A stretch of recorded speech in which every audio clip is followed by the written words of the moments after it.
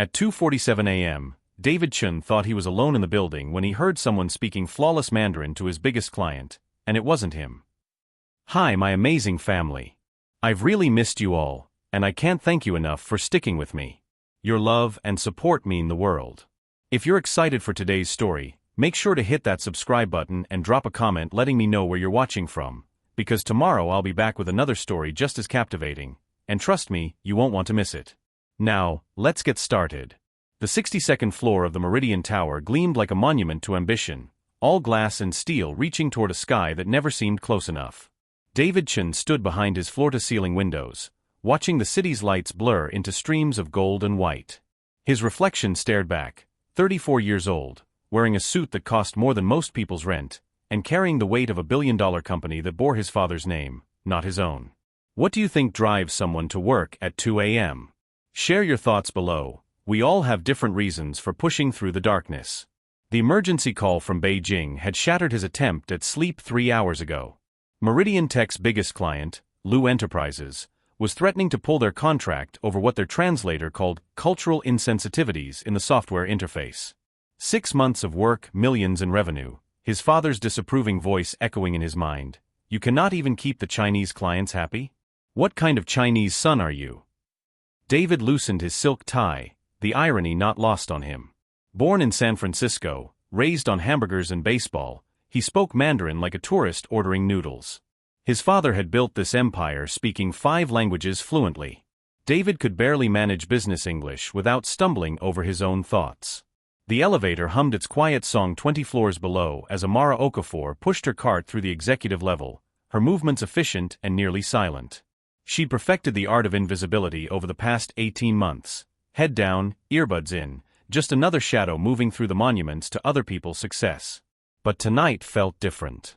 Tonight, her earbuds carried the voice of her sister calling from Lagos, rapid Yoruba mixing with English as she described their mother's doctor appointment.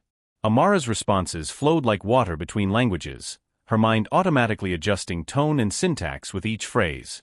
"The medication is helping," she whispered in Yoruba, then switched to English. "Tell her I'll send more money Friday." Her sister's laugh carried across continents, warm and familiar. "Amara, my brilliant sister, cleaning American offices when you should be teaching their universities. When will you come home?" The question stung because Amara asked it herself every night.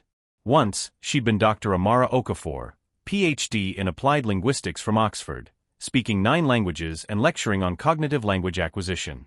That was before visa complications, before academic politics, before pride met reality and lost. Now she was just the cleaning lady to people like David Chun, who walked past her each evening without seeing her face. She turned her cart toward the CEO's office, muscle memory guiding her through the familiar routine. Polish the desk. Empty the trash. Straighten the papers he'd never notice were moved. Become invisible again. David paced behind his desk, phone pressed to his ear as Lu Enterprises' legal team rattled off complaints in Mandarin too rapid for his understanding. He caught fragments: disrespectful, culturally blind, termination, but the nuances that might save the deal slipped past him like smoke. "Please," he said in clumsy Mandarin, "give me 24 hours to fix this." The silence on the other end spoke volumes. When they hung up, David stared at his phone like it held answers to questions he didn't know how to ask. That's when he heard it. A voice, speaking flawless Mandarin with a subtle Beijing accent that commanded respect in business circles. But it wasn't coming from his phone, and he was supposedly alone on the floor. David moved toward his office door, drawn by the impossible sound of someone conducting what appeared to be a complex negotiation in Mandarin, then seamlessly switching to what sounded like Arabic, then French. He found her by the elevator banks, phone pressed to her ear, speaking with a kind of linguistic precision he'd only heard from his father's most important international partners. The cleaning lady, the woman he passed every evening without a second glance, was effortlessly navigating what sounded like a conference call in 3 different languages. Amara sensed his presence and turned, her conversation halting mid-sentence. For a moment, they stared at each other across the polished marble floor, the CEO in his rumpled suit and the janitor in her cleaning uniform, both frozen in a moment that would change everything. She ended the call quickly, her cheeks flushing with something between embarrassment and defiance. "I'm sorry," she said, her English crisp and unaccented. "I didn't know anyone else was here." I'll finish this area and move on. But David couldn't move, couldn't speak. The voice that had just conducted international business with native fluency belonged to someone he'd categorized as invisible, someone whose intelligence he'd never questioned because he'd never bothered to look. "You speak Mandarin," he said finally, the words sounding stupid even to his own ears. Amara's grip tightened on her cleaning cart. 18 months of careful invisibility threatened to crumble in a single moment of recognition. "I speak several languages," she replied carefully, studying his face for signs of the dismissal she'd learned to expect. "It doesn't interfere with my work." David felt something shift in his chest, a recognition that went beyond language, beyond the crisis waiting in Beijing. He was looking at someone truly for the first time in months, maybe years, and the person looking back had depths he'd never imagined existed in his carefully ordered world. The elevator dinged softly behind them, a sound that seemed to echo with the weight of choices not yet made. The silence stretched between them like a bridge neither was sure they should cross. David's phone buzzed against the marble floor where he'd unconsciously let it fall, Lu Enterprises' name flashing on the screen like a neon accusation. "That's them," he said, his voice barely above a whisper. "The client I'm about to lose because I can't." He gestured helplessly at the phone. "Because I'm not enough." Amara watched him with careful eyes, recognizing something in his posture she hadn't expected: vulnerability. In 18 months of emptying his trash and polishing his desk, she'd seen David Chun as untouchable, insulated by wealth and position. But the man standing before her now looked like someone drowning in shallow water. What would you do if you overheard someone struggling with something you could easily help with? Sometimes the most powerful moments come from unexpected places. The phone buzzed again. David stared at it like it might explode. "They're calling back," Amara said quietly. "I know." His laugh held no humor. "They're calling to officially terminate the contract. 6 months of work, gone because I couldn't understand the cultural context they were trying to explain. Because I'm not my father." The words hung in the air between them, raw and unintended. Amara felt something shift in her chest, not pity, but recognition. She knew about living in the shadow of expectations, about being reduced to what others thought you could never be. "Answer it," she said. David looked at her like she'd suggested he jump off the balcony. "I can't. I'll make it worse." "No." Amara stepped closer, leaving her cart beside the elevator. "Answer it and put it on speaker." "What?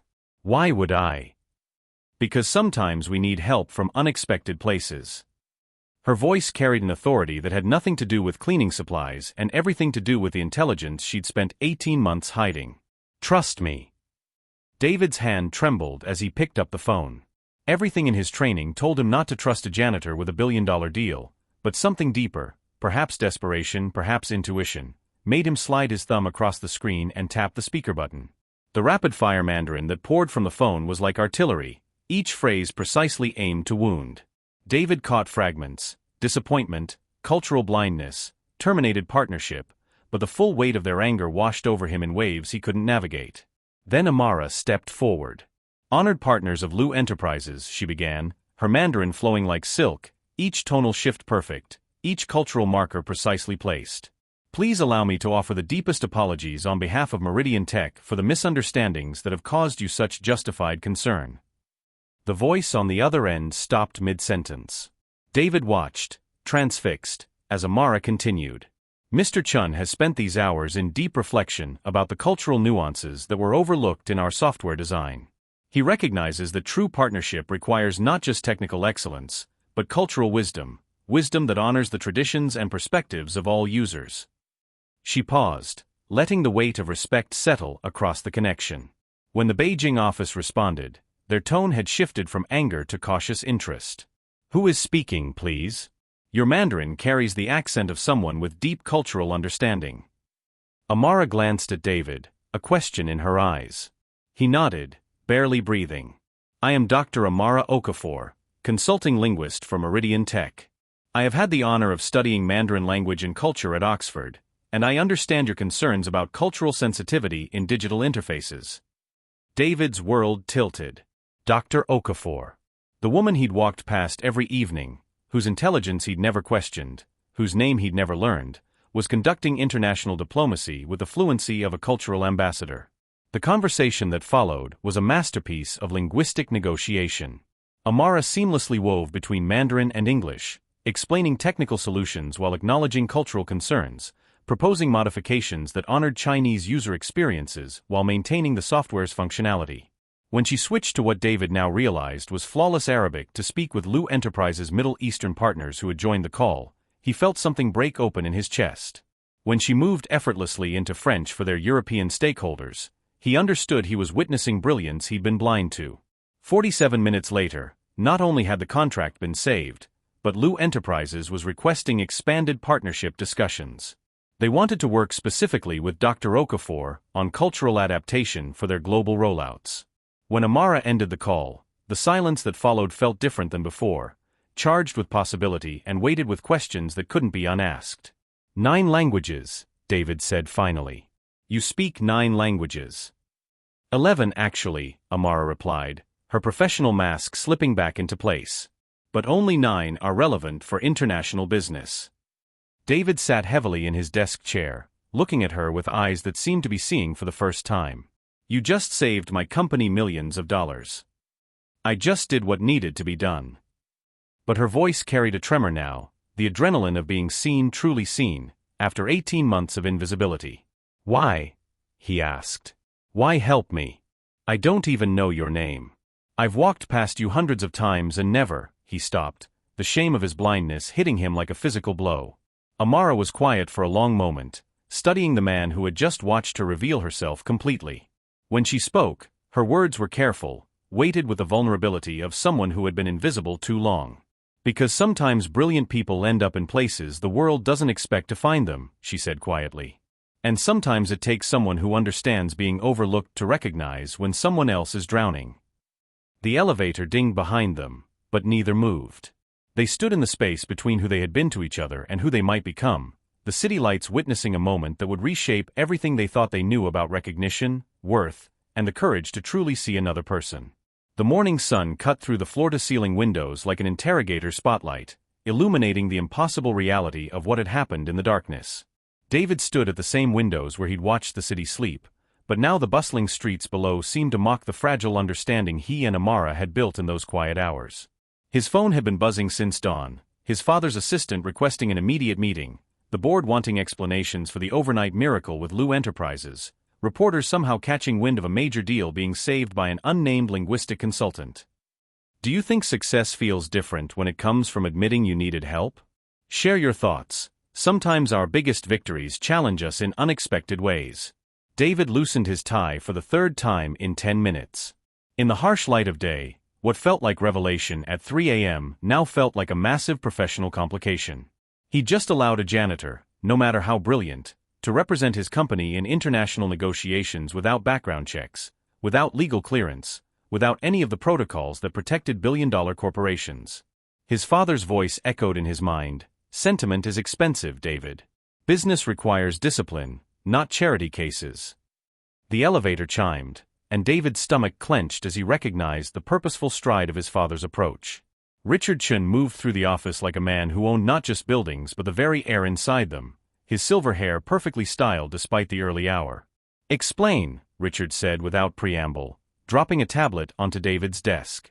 The screen showed financial news headlines. Meridian Tech pulls off impossible save in Chinese market, and mystery consultant speaks 9 languages, saves billion-dollar deal. David felt his carefully constructed adult confidence crumble like wet paper. The situation was handled. The contract is secure. By someone not on our payroll. Someone we haven't vetted. Someone whose credentials we haven't verified. Richard's voice carried the sharp precision that had built empires and destroyed competitors. Who is she? Meanwhile, 20 floors below in the employee break room, Amara sat in the corner booth she'd claimed as her own, her hands wrapped around a cup of coffee that had gone cold an hour ago. The other cleaning staff chattered around her in the comfortable mix of Spanish and English that filled their early morning routine, but their voices felt distant, like sounds from another world. She'd barely slept. Every time she closed her eyes, she saw David's face when he heard her speak Mandarin. Surprise shifting to recognition, shifting to something that looked dangerously like respect. It was a look she'd forgotten could exist, a look she'd once taken for granted in university lecture halls and academic conferences. Her phone buzzed. A text from her sister in Lagos. Mama asks when you're coming home. The university here has an opening. Amara deleted the message without finishing it. Home felt like admitting defeat, like accepting that her dreams of international academia were just expensive fantasies. But staying here, hiding her intelligence behind a mop and cleaning cart, felt like dying slowly. Oiga Amara, called Rosa, the shift supervisor, switching to English when she saw Amara's distracted expression. You okay? You look like you've seen a ghost. Something like that, Amara murmured, then louder, I'm fine. Just tired. But she wasn't fine. Last night had torn open a wound she'd spent 18 months trying to heal, the wound of being seen for who she really was. Dr. Amara Okafor, who once gave lectures at Oxford on cognitive language acquisition, who published papers on cultural linguistics, who dreamed of building bridges between cultures through the beauty of human communication. Now she was just someone who'd helped a rich man save face with his father's clients. Back in the executive suite, the confrontation was reaching its peak. Her name is Amara, David said, realizing he still didn't know her last name, had never thought to ask. She's extraordinarily qualified. She's a janitor, David. Richard's voice cut like glass. Whatever happened last night, we handle it professionally now. Legal department vets her background. HR determines if she has any legitimate credentials. If she's useful, we offer her a proper consulting contract. If not, he shrugged. We compensate her for her time and ensure she signs an NDA. David felt something twist in his chest. She's not a problem to be managed. She saved the Lou contract. She created a liability. Richard moved to the window, his reflection stern in the glass. This is what happens when you let sentiment cloud business judgment. We don't know this woman. We don't know her motives. She could be working for competitors, gathering intelligence. She was trying to help. Wake up, son. Richard turned, his eyes carrying the weight of decades in corporate warfare. Nobody helps for free. Everyone wants something. Your job is to figure out what she wants before it costs us everything. The words hung in the air like poison, infecting the memory of Amara's quiet courage, her willingness to step forward when she could have remained invisible. 3 floors down, Amara pushed her cart through the hallways of the accounting department, her movements mechanical, her mind elsewhere. She'd made a mistake last night. She'd let herself believe, for just a moment, that brilliance could transcend the boxes society had built for people like her. But in the morning light, she was still wearing a cleaning uniform. She was still invisible to everyone except the man whose crisis had briefly made her useful. Her phone buzzed again. This time, it wasn't her sister. It was an unknown number with a message that made her blood run cold. Ms. Okafor, this is Margaret Kim from Meridian Tech Legal Department. Please report to HR immediately regarding your activities last night. Bring any documentation regarding your claimed credentials. The cart handle felt slippery under her suddenly sweaty palms. They were investigating her, questioning her credentials, her right to speak for their company, her worthiness to exist in their world. Amara looked around the sterile hallway, at the gleaming corporate success that surrounded her like a fortress, and made a decision that felt like stepping backward into shadows. She wouldn't go to HR.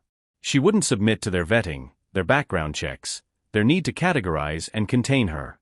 She'd been Dr. Amara Okafor once, and she could disappear back into invisibility just as easily as she'd emerged from it. Some bridges, she realized, were too dangerous to cross. By lunchtime, her cleaning cart sat abandoned by the service elevator, and Amara Okafor had vanished from the Meridian Tower as quietly as she'd appeared 18 months ago, leaving behind only the echo of 9 languages and the memory of what recognition felt like before fear reclaimed it. David discovered Amara's disappearance at 3:17 p.m. when he found her abandoned cleaning cart by the service elevator, its contents scattered as if she'd left in a hurry.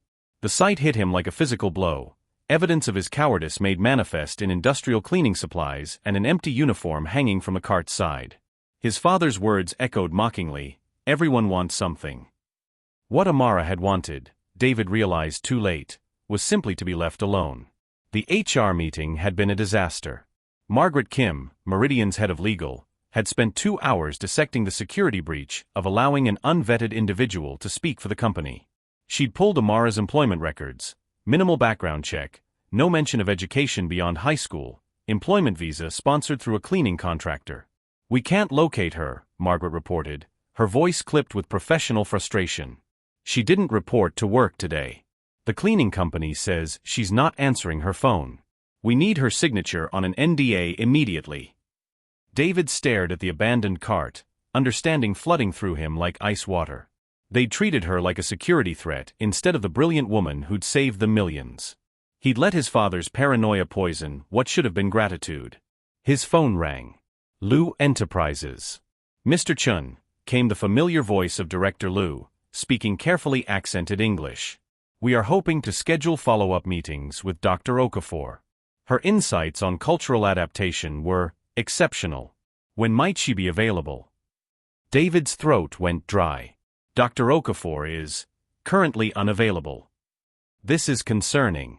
Our partnership discussions depend heavily on her expertise. Perhaps we should postpone until she returns. The line went dead, leaving David staring at his phone in dawning horror. Lu Enterprises wasn't just interested in working with Amara, they were making their continued partnership conditional on her involvement. Without her, everything unraveled. Have you ever realized too late that you pushed away exactly what you needed most? Sometimes we don't know the value of something until it's gone. Meanwhile, across town in a cramped studio apartment in Queens, Amara sat on her narrow bed surrounded by cardboard boxes she'd been too tired to unpack 18 months ago. Inside them lay the remnants of her former life, her Oxford PhD diploma, published research papers, letters of recommendation from professors who'd once called her brilliant. She pulled out a leather portfolio filled with her academic credentials, evidence of the Dr. Amara Okafor who'd existed before visa complications and academic politics had stripped away everything she'd worked for. The woman who'd been too proud to take charity, too stubborn to ask for help, too afraid to trust that brilliance might be enough. Her phone had been ringing all day. Unknown numbers, probably Meridian's lawyers wanting her to sign papers that would ensure her silence. She'd turned it off hours ago, but the blinking voicemail light felt like an accusation in the dim room. A knock at her door made her freeze. Landlords didn't knock at 4 p.m. unless rent was late, and hers wasn't due for another week. She crept to the peephole, expecting to see her elderly neighbor Mrs. Rodriguez or perhaps a delivery driver. Instead, she saw David Chun. He stood in the narrow hallway of her building, looking impossibly out of place in his expensive suit, holding what appeared to be a briefcase in one hand and a paper bag in the other. His usually perfect hair was disheveled, and there were dark circles under his eyes that suggested he'd slept as poorly as she had. "I know you're in there," he said quietly, his voice carrying through the thin door. "Your neighbor told me you were home. Mrs. Rodriguez, I think? She speaks excellent Spanish, by the way. I managed to explain what I was looking for in my terrible high school Spanish." Despite everything, Amara felt her lips twitch toward a smile. She could picture David Chun attempting to communicate in broken Spanish with Mrs. Rodriguez, who definitely spoke better English than most native speakers but enjoyed pretending otherwise when it suited her purposes. "She also told me I looked like a man who'd made a terrible mistake," David continued, his voice carrying a note of rueful humor, "and that I'd better have brought food if I expected anyone to listen to my apologies." Amara looked at the paper bag in his hand, recognizing the logo of a Nigerian restaurant she'd mentioned loving during one of her phone calls with her sister, a call he'd apparently overheard and remembered. "Please," David said, his voice dropping to barely above a whisper. "I need to explain. And I need your help." "You need my signature on an NDA," Amara said through the door, her voice flat.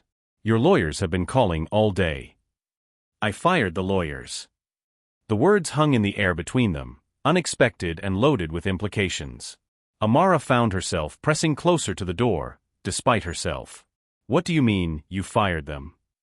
"I mean I told Margaret Kim that if she wanted NDAs signed, she could find someone else to do it.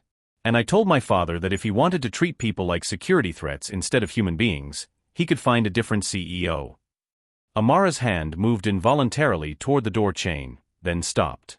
"That's not how billion-dollar companies work, David." "Maybe it should be."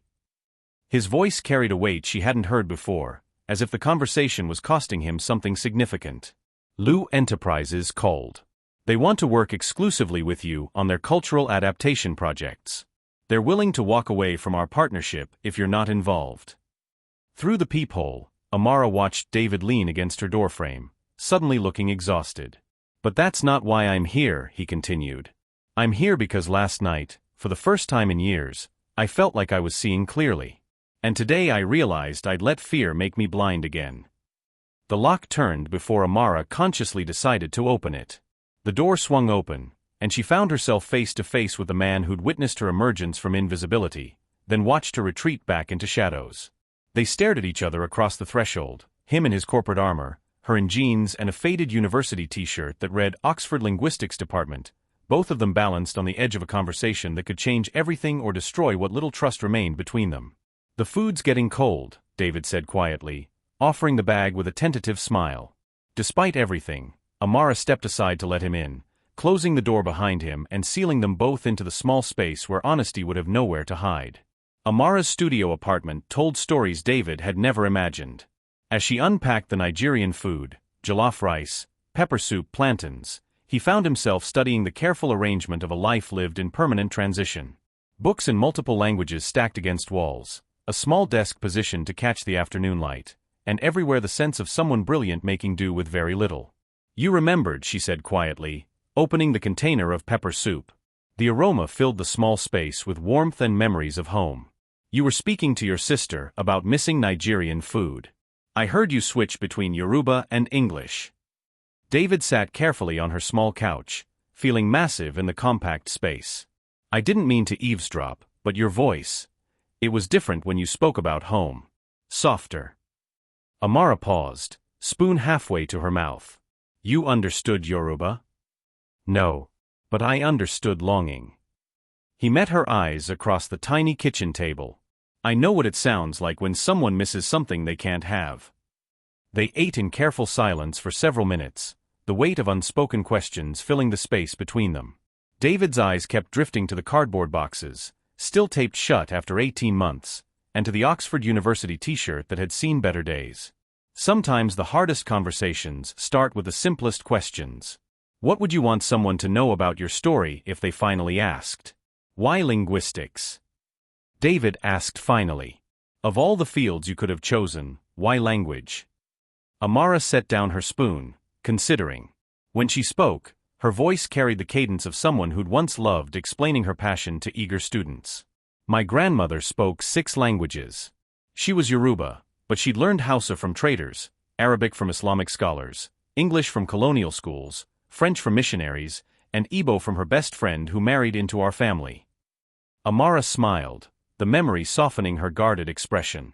She used to say that every language you speak makes you a different person. That you can't truly understand someone until you've heard them speak in their mother tongue. Is that why you learned so many? I learned them because I wanted to hear the world's stories in their original voices. Amara pulled one of the boxes closer, running her fingers along the tape edge. Language isn't just communication, David. It's how we organize reality. The way we think, dream, love, it's all shaped by the language we're thinking in. She opened the box, revealing the artifacts of her former life. David watched as she pulled out her PhD diploma, the leather worn from handling, the gold lettering still gleaming, Doctor of Philosophy in Applied Linguistics, Oxford University, first-class honors. Dr. Okafor, David said quietly, the title carrying weight in the small room. I was supposed to teach at Columbia, she said, pulling out a letter with the university's letterhead. Full professorship, tenure track, my own research lab studying how multilingual children process emotional concepts differently in each language they speak. David felt something cold settle in his stomach. What happened? Amara's hands stilled on the papers. For a moment, she seemed to retreat into herself, but then she looked at him, really looked at him, as if measuring whether he could handle the weight of her truth. Visa complications, she said simply. My faculty sponsor left Columbia unexpectedly. Personal scandal, academic politics. The replacement sponsor decided my research wasn't aligned with departmental priorities. Translation: they found someone whose work was less controversial, whose presence wouldn't raise questions about diversity quotas. She pulled out more papers, job applications, rejection letters, increasingly desperate attempts to find academic placement. Do you know how many universities told me I was overqualified for their positions? How many said my research was too narrow for their needs? David watched her fingers trace the edge of a rejection letter, understanding dawning like a punch to the gut. They couldn't see past your accent. Your name. They saw a black woman from Africa who spoke too many languages, whose research challenged their assumptions about intelligence and cultural superiority. Amara's voice remained steady, but David caught the tremor underneath. They wanted diversity they could control, brilliance they could contain. She pulled out a photograph, herself in academic regalia at Oxford, surrounded by professors and colleagues, her smile radiant with possibility. The contrast with the woman sitting across from him, brilliant but beaten down by a system that had systematically rejected her gifts, made David's chest ache. The cleaning job was supposed to be temporary, she continued. Just until I could find something in my field. But temporary became 6 months, then a year then. She gestured around the small apartment. 18 months of being invisible, of pretending I was less than I am because being myself was too dangerous. David set down his food, no longer able to eat. And I walked past you every day. You all did. Amara's smile held no bitterness, which somehow made it worse. I perfected the art of invisibility. Head down, no eye contact, just another pair of hands making your world clean and comfortable. But you kept studying. The languages, staying sharp. My sister calls every week. My mother doesn't speak much English. My father is a diplomat who works with refugees. He needs help translating for families who arrive speaking Tigrinya, Somali, Arabic. Amara's voice grew stronger. I couldn't let my languages die just because the academic world didn't want them. David felt the full weight of his blindness settling on him like a physical burden. Here was a woman whose intelligence could have transformed industries, whose insights could have bridged cultures, whose gifts could have enriched countless lives, and she'd been reduced to emptying his trash can. When you heard me last night, she said quietly, speaking to Lou Enterprises, for a moment I remembered who I used to be. Who I could still be, if someone was willing to see it. And then my father. And then reality reminded me why I'd learned to hide. Amara closed the box gently, as if putting her dreams back to sleep. Some stories don't have happy endings, David. Some brilliant people end up cleaning offices because the world isn't ready for their brilliance. David reached across the small table and very carefully placed his hand over hers. What if the world could learn to be ready? The question hung between them like a bridge neither was sure they should cross, weighted with the possibility that recognition, once given, might demand more courage than either of them possessed. The question lingered in the small apartment like incense, filling every corner with possibility and fear. Amara studied David's face, searching for signs of the pity she'd learned to expect, but finding instead something that looked dangerously like hope. "What are you really asking me?" she said quietly. David's hand remained over hers, warm and steady. "I'm asking if you'd be willing to take a chance on someone who's spent his entire life being blind to what matters most." He stood, moving to her small window that looked out over the Queen's skyline. From here, Manhattan's towers looked like distant promises, close enough to touch but separated by more than just water. "You want to know why I was working at 2 a.m. when you found me?" David's reflection wavered in the glass. "Because I can't sleep anymore. Haven't been able to for months. Every night, I lie there thinking about how I'm failing at everything that should come naturally." Amara watched him, recognizing the vulnerability in his posture, shoulders curved inward, hands clasped behind his back like a child expecting punishment. "My father built Meridian Tech speaking 5 languages fluently," David continued. "He negotiated deals in Mandarin, closed partnerships in Japanese, charmed investors in French. I can barely order coffee in Spanish without embarrassing myself. Have you ever felt like you were living in someone else's shadow? Sometimes our biggest struggles come from comparing ourselves to people we can never become. You think language is your only problem." Amara's voice held gentle challenge. David turned from the window. "Isn't it? I'm the CEO of an international company who can't communicate internationally. I'm Chinese American who disappoints Chinese clients and confuses American boards. You're someone who stayed in the office until 3 a.m. trying to save a deal that would protect hundreds of jobs," Amara interrupted. "Someone who walked past a cleaning lady for 18 months, then when he finally saw her, his first instinct was to trust her with his biggest crisis." David blinked, as if hearing himself described from an outside perspective for the first time. Amara stood, moving to another box she'd kept sealed. This one was smaller, more personal.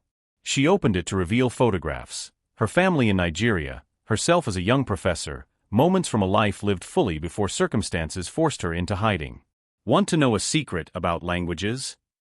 She pulled out a photo of herself teaching a packed lecture hall at Oxford. The grammar and vocabulary, that's just mechanics. The real language, the one that matters, is courage. She showed him another photo, herself at age 8, standing between her parents at a diplomatic reception, tiny but unafraid among adults who towered over her. My father taught me that every conversation is a choice between fear and connection. You can speak perfect Mandarin and still communicate nothing of value. Or you can stumble through broken phrases and touch someone's heart. David studied the photograph, seeing in the 8-year-old Amara the same fearless intelligence that had saved his company. What happened to her? That little girl who looked like she could conquer the world. She learned that the world doesn't always want to be conquered by little black girls with big dreams. Amara's smile held sadness and strength in equal measure. But she never disappeared completely. She was just waiting. David moved closer, drawn by something he couldn't name.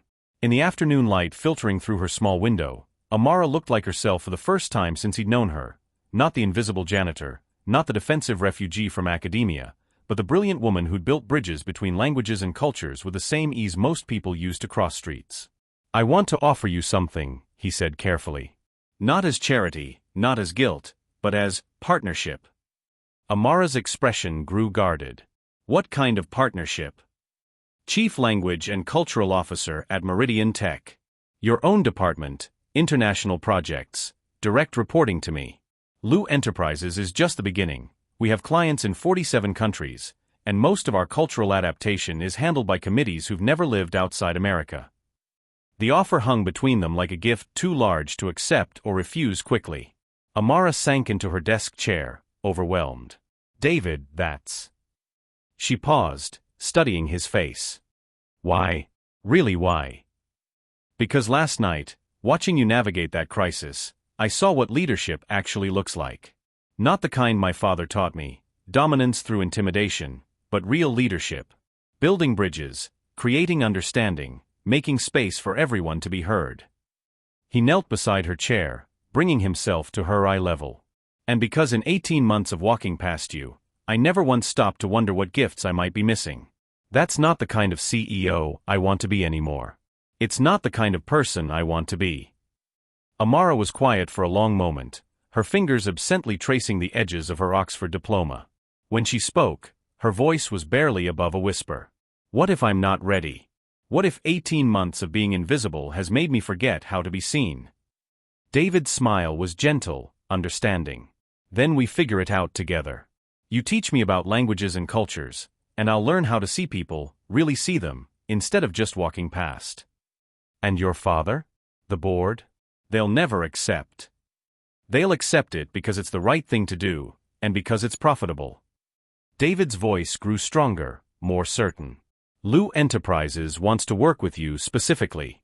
How many other international clients have we lost because we couldn't bridge cultural gaps? How many partnerships failed because we spoke the language but missed the meaning? Amara looked around her small apartment, at the boxes that held her former life, at the window that framed distant possibilities, at the man who'd walked past her for 18 months before finally stopping to truly see her. This is terrifying, she said quietly. The best things usually are, David replied. For the first time since she'd lost her Columbia position, Amara allowed herself to imagine stepping fully into the light again. The thought was exhilarating and absolutely terrifying, like standing at the edge of a cliff, knowing that jumping might mean flying, but also knowing it might mean falling. But as she looked at David's earnest face, she realized she was tired of hiding. Tired of making herself small to fit other people's expectations. Tired of letting fear choose her story. Okay, she said, her voice growing stronger with each word. Let's build some bridges. 3 weeks later, Amara stood in her new office on the 58th floor of Meridian Tower, watching David present their cultural adaptation proposal to the board through the glass conference room walls. Everything had moved with impossible speed: the job offer, the background verification that revealed her extraordinary credentials, the whirlwind of meetings where her insights transformed how Meridian approached international partnerships. She should have felt triumphant. Instead, she felt like she was standing on quicksand. The morning had started with promise. Lu Enterprises had officially expanded their partnership, requesting Amara's involvement in projects spanning 12 countries. Tech Weekly wanted to interview her about revolutionary approaches to cross-cultural business communication. Stanford had called, inquiring if she'd consider guest lectures on corporate linguistics. Dr. Amara Okafor was finally being seen. But recognition, she was learning, came with visibility she wasn't prepared for. Her phone buzzed with another message from an unknown number, diversity hire pretending to be qualified. How long before they figure out you're a fraud? It was the 7th anonymous message that morning. Someone had leaked her employment history, the 18 months as a janitor, the visa complications, the academic rejection letters. Social media buzzed with speculation about the cleaning lady turned executive, and whether Meridian's hiring was authentic inclusion or performative politics. Have you ever gotten something you dreamed of, only to discover it came with costs you never imagined? Sometimes success feels different than we expected. Through the conference room glass, she watched Richard Chun lean forward, his expression skeptical as David explained their proposal. Even from a distance, she could read the tension in David's shoulders, the careful way he gestured when his father questioned his decisions. The conference room door opened, and Margaret Kim from legal stepped out, her expression unreadable as she approached Amara's office. "Dr. Okafor, could we speak privately?" Amara's stomach clenched. Margaret's tone carried the careful neutrality that preceded bad news. They walked to a smaller conference room, away from the curious eyes of other executives. "I'm going to be direct," Margaret said, closing the door. "We have a problem." She placed a tablet on the table between them, showing a news article with the headline, "Meridian Tech's Diversity Gamble, Janitor to Executive Raises Questions About Hiring Practices." "This went live an hour ago," Margaret continued. "The reporter claims to have inside sources questioning your qualifications, suggesting your hiring was politically motivated rather than merit-based." Amara forced herself to read the article, each line feeling like a physical blow. The reporter had somehow obtained details about her visa complications, her rejections from American universities, even quotes from unnamed former colleagues, suggesting her research was ideologically driven rather than scientifically sound. "Who leaked this?" Amara's voice remained steady, but her hands trembled slightly. "We're investigating. But right now, we need damage control." Margaret's expression softened marginally. "The board is concerned about the company's reputation. There are questions about whether proper vetting procedures were followed." Through the conference room window, Amara could see David still presenting, unaware that her world was crumbling 20 feet away. His father's expression had grown increasingly stern, his questions more pointed. "What are you asking me to do?" Margaret hesitated, then pushed forward. "Take a temporary leave of absence. Let the media cycle move on to other stories.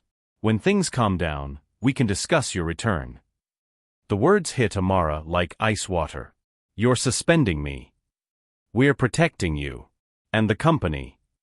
Margaret's voice carried practiced corporate sympathy.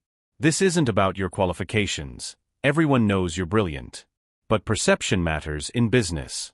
If our international clients start questioning our judgment." "You mean if they start questioning whether a black woman can really be as qualified as she claims?" Amara's voice cut through Margaret's diplomatic language like a blade. Margaret's silence was answer enough. In the main conference room, David's presentation was falling apart. He could feel it in his father's increasingly sharp questions, in the way board members exchanged glances when they thought he wasn't looking. "This cultural adaptation initiative seems expensive," said Patricia Wong, the chief financial officer.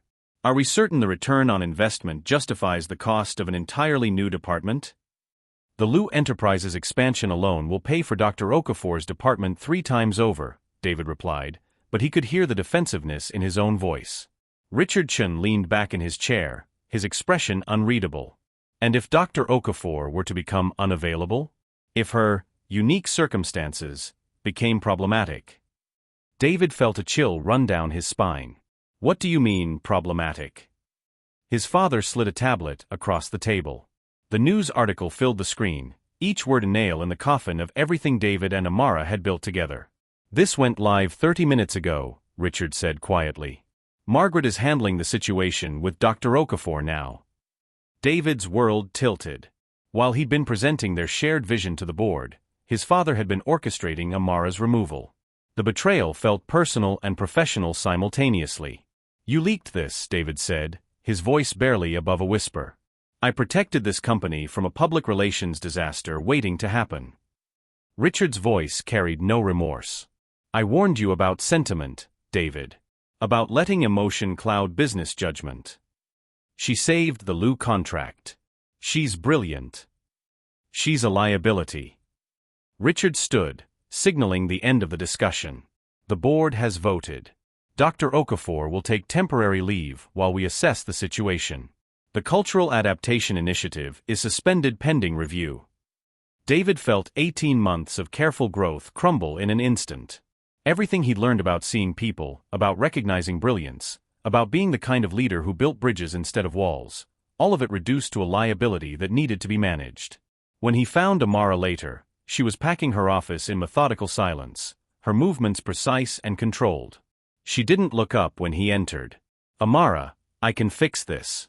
I'll call the reporter, threaten lawsuits." "Don't." Her voice was flat, emotionless. "Just don't. This isn't over. I won't let them. They already have." Amara finally met his eyes, and David saw something there that broke his heart, not anger but resignation. "I should have known better. Should have remembered that recognition for people like me always comes with conditions." She picked up her Oxford diploma, the leather worn smooth from handling. "Some bridges are too dangerous to cross, David. They burn while you're still standing on them." The elevator doors closed between them with a finality that echoed through the empty office, leaving David alone with the weight of his failure and the ashes of everything they'd almost built together. David stood in his empty office at midnight, the city lights below offering no comfort. 3 days had passed since Amara walked out, 3 days of watching everything they'd built together unravel with surgical precision. The Lou Enterprises contract remained intact, but barely. Director Lou had expressed concerns about Dr. Okafor's sudden unavailability and was reassessing their partnership. The news cycle had moved on, as Margaret predicted. Tech Weekly had published a follow-up piece about the challenges of rapid diversification in corporate America, using clinical language to dissect what felt like a public execution. Amara had become a cautionary tale, a symbol of good intentions gone wrong. But David couldn't move on. He'd spent 72 hours replaying every moment from that first night when he'd heard her speaking Mandarin, trying to pinpoint where he'd failed her. The answer, he realized with crushing clarity, was everywhere. He'd failed her by not seeing her for 18 months. He'd failed her by not protecting her from his father's paranoia. He'd failed her by believing recognition was a gift he could offer, rather than understanding it was a debt long overdue. His phone buzzed. A text from his father. "Board meeting tomorrow at 9 a.m. Time to move forward professionally." Sometimes our biggest decisions come in moments when we feel most powerless. What would you risk to make something right? David deleted the message without responding. Instead, he pulled out his laptop and began typing, not a corporate memo or strategic plan, but a letter that would either save his soul or end his career.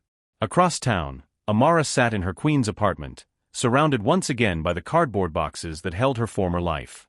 But this time felt different, not like retreat, but like preparation. The anonymous messages had stopped after the first day, the internet's attention span having moved to fresher targets. But the damage was done, not just to her reputation but to something deeper, her willingness to trust that the world might be ready for her brilliance. Her phone rang. Her sister's name appeared on the screen, calling from Lagos. "Amara, I saw the articles," Kemi said without preamble, switching between English and Yoruba as she always did when emotions ran high. "Are you coming home?" Amara closed her eyes, picturing her sister's face, the warmth of family that asked no questions about credentials or worthiness. "I don't know yet. The university position is still available. Professor Adebayo says they would welcome you immediately. No politics, no complications, just you, teaching linguistics to students who would see your brilliance, not your skin color. And give up on America completely. Give up on a country that keeps rejecting you," Kemi corrected gently. "Come home to people who know your worth." After ending the call, Amara opened her laptop and began typing a resignation email to Meridian Tech, not the angry screed she drafted a dozen times, but a professional, dignified goodbye that would close this chapter cleanly. But before she could hit send, her doorbell rang. Through the peephole, she saw Mrs. Rodriguez from next door, holding what appeared to be a large envelope. "Mija," the elderly woman said when Amara opened the door, "a man came by earlier. Very nervous, very well dressed. He said this was important, that you needed to see it tonight." Amara took the envelope, recognizing David's careful handwriting on the front. "For Dr. Amara Okafor, the most brilliant person I've ever had the privilege to know." Inside was a single sheet of paper and a flash drive. The letter was brief. "Amara, I know I don't deserve forgiveness, and I'm not asking for it. But you deserve to know the truth about what happened, and what I'm doing to fix it." The flash drive contained security footage from the executive floor, conversations between my father and the board member who leaked your story to the press. It also contains email records proving the leak was orchestrated to force your resignation. Tomorrow at 9 a.m., I'm presenting this evidence to the board and the press. My father will likely fire me. The board will probably elect new leadership. But some things matter more than keeping a job I never earned. You taught me that brilliance exists in places the world doesn't expect to find it. Now I need to prove I learned that lesson. Whether you ever speak to me again or not, I want you to know, seeing you, really seeing you, was the best thing I've ever done as CEO. Maybe the only thing. David P.S. Lu Enterprises called. They're willing to work exclusively with you, whether Meridian is involved or not. Director Lu said, "True cultural bridges are built by brilliant minds, not corporate logos." Amara's hands trembled as she inserted the flash drive into her laptop. The files painted a clear picture of corporate manipulation, her father-in-law's cold calculation, the board members' willingness to destroy her reputation to protect the company's traditional image, the careful orchestration of her public humiliation. But more than evidence of betrayal, the files revealed something else. David's responses to each meeting, his increasingly desperate attempts to protect her, his final confrontation with his father that ended with Richard Chen's ultimatum: choose the company or choose her. You cannot have both. David had chosen her. And tomorrow, he would pay the price. Amara stared at her laptop screen, her resignation email still unsent in the draft folder. Two choices lay before her: accept the defeat that felt familiar and safe, or fight for something that might be worth the risk of being seen again. She thought of her grandmother, who had spoken 6 languages and never let anyone make her smaller than she was. She thought of 8-year-old Amara at diplomatic receptions, unafraid among towering adults. She thought of David's face when he first heard her speak Mandarin, not surprise, but recognition. The look of someone finally seeing what had been there all along. At 11:47 p.m., Amara Okafor made a choice that would change everything. She deleted her resignation email and began typing a different kind of letter, not to David or Meridian Tech, but to Director Lu of Lu Enterprises and Patricia Wong, CFO of Meridian's board. If David Chun was willing to risk everything to make things right, then perhaps it was time for Dr. Amara Okafor to stop hiding from her own brilliance. Some bridges, she realized, were worth fighting for, especially when you weren't crossing them alone. The Meridian Tech boardroom had never hosted a press conference before, but at 9 a.m. sharp, it buzzed with reporters, cameras, and an energy that felt electric with possibility. David stood at the head of the conference table, his usual corporate armor replaced with something that looked like quiet determination. The flash drive sat beside his laptop like a small bomb waiting to detonate everything his family had built. Richard Chun sat rigid at the far end of the table, his expression unreadable as he watched his son prepare to destroy both their careers in the name of principle. The other board members shifted uncomfortably, understanding that whatever happened in the next hour would reshape Meridian Tech forever. "Ladies and gentlemen," David began, his voice steadier than he felt, 3 days ago, this company lost one of the most brilliant minds I've ever encountered due to a coordinated campaign of professional sabotage. Today, I'm here to expose that campaign and announce the changes that will ensure it never happens again." The room fell silent as David began laying out the evidence: security footage, email trails, recorded conversations that painted a damning picture of corporate manipulation and calculated cruelty. With each revelation, Richard Chen's face grew more ashen, his empire of carefully constructed control crumbling in real time.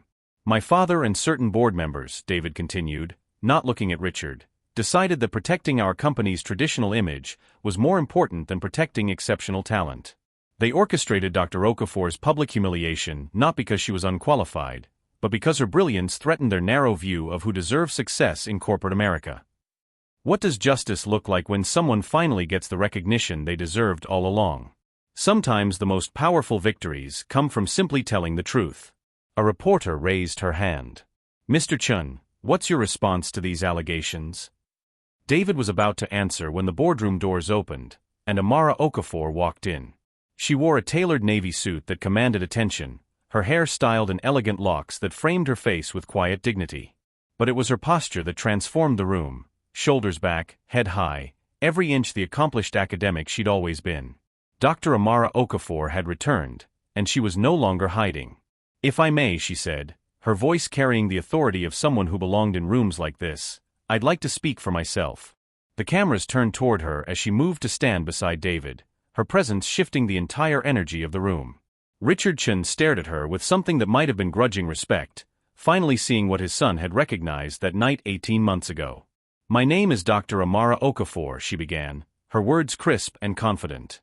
"I hold a PhD in applied linguistics from Oxford University, speak 11 languages fluently, and have published extensively on cross-cultural communication in international business contexts." She paused, letting that sink in before continuing. 3 weeks ago, I was offered a position as Chief Language and Cultural Officer at Meridian Tech after spending 18 months working as a janitor in this very building. Some of you reported this as a diversity hire or corporate charity. Let me be clear, my hiring wasn't charity. It was overdue recognition of qualifications this company desperately needed. Amara moved to the presentation screen, connecting her own laptop with smooth confidence. "Yesterday, I received calls from Lu Enterprises, Samsung Global, and the European Union's Cultural Integration Task Force. All 3 organizations want to work with me directly, whether Meridian Tech is involved or not. This isn't because of sympathy or politics, it's because brilliance has commercial value, and the market recognizes expertise regardless of the package it comes in." The screen filled with contract offers, project proposals, and academic recognition that painted a picture of someone whose worth transcended any single company's approval. "But I'm not here to gloat or seek revenge," Amara continued, her voice softening. "I'm here because Mr. Chun, David, showed me something I'd forgotten during those 18 months of being invisible. He showed me that recognition isn't a gift to be grateful for. It's a right to be claimed." She turned to face David directly, her smile carrying warmth that had been missing for days. "When David heard me speaking Mandarin that night, he didn't see a cleaning lady who happened to know languages. He saw someone whose intelligence could solve his problems. When his board tried to hide my abilities behind their fear, he chose to risk everything to make it right. That's not just good business, that's moral courage." Director Lu from Lu Enterprises, who had flown in specifically for this press conference, stood from the back of the room. "Dr. Okafor is correct," he said, his English careful and precise. "Lu Enterprises has decided to expand our partnership with Meridian Tech, but only if Dr. Okafor leads all cultural adaptation projects. Her insights have already transformed how we approach international markets. This is not charity, this is the smartest business decision we could make." One by one, other international partners echoed similar sentiments. Samsung's representative spoke of Amara's revolutionary approach to multilingual user interfaces. The EU's cultural attaché described her proposals for refugee integration programs as groundbreaking. Each testimonial built a case not for sympathy, but for extraordinary professional value. Patricia Wong, the CFO who had initially questioned Amara's hiring, stood slowly. "Dr. Okafor," she said, her voice carrying the weight of institutional apology, "on behalf of this board, I want to formally invite you to return to Meridian Tech as Chief Language and Cultural Officer, with full departmental autonomy and direct reporting to the CEO." She paused, then looked directly at Richard Chun. "I also move to censure any board member who participated in undermining your position. This company's future depends on recognizing talent, not hiding from it." The vote was swift and unanimous, Richard Chun abstaining with the dignity of someone who recognized when he'd been outmaneuvered by a better strategy. As the press conference concluded and reporters filed out with their stories of redemption and recognition, David and Amara found themselves alone in the boardroom that had witnessed her fall and resurrection. "So," David said, loosening his tie with visible relief, "think we can build those bridges now?" Amara's smile was radiant, carrying all the warmth of someone who had found her way home to herself. "I think we already have," she said. "Now let's see how many people are brave enough to cross them." 6 months later, Meridian Tech's International Cultural Division had become the most profitable department in the company's history. Dr. Amara Okafor's TED Talk on the economics of recognition had been viewed 12 million times. And David Chun had learned that the best leaders aren't those who never make mistakes, they're the ones willing to risk everything to make them right. But perhaps most importantly, the executive floors of Meridian Tower were filled with voices speaking dozens of languages, bringing perspectives from every corner of the world, all because two people learned to see each other clearly in the fluorescent-lit hours of a night when everything changed. What's one person in your life whose brilliance might be hiding in plain sight? Sometimes the most extraordinary people are right in front of us, waiting to be truly seen. Share your thoughts below. Recognition has the power to change everything. Thank you so much for watching this story all the way to the end. I truly appreciate your love and support. If this story kept you entertained, then you're definitely going to enjoy the next one. It's even crazier, more intriguing, and packed with surprises you won't want to miss. Before you go, make sure to hit that subscribe button and turn on the notification bell so you never miss any of my upcoming stories. And now, don't stop here. Click on the video popping up on your screen right now and dive straight into the next story. Trust me, it's one you'll be glad you watched.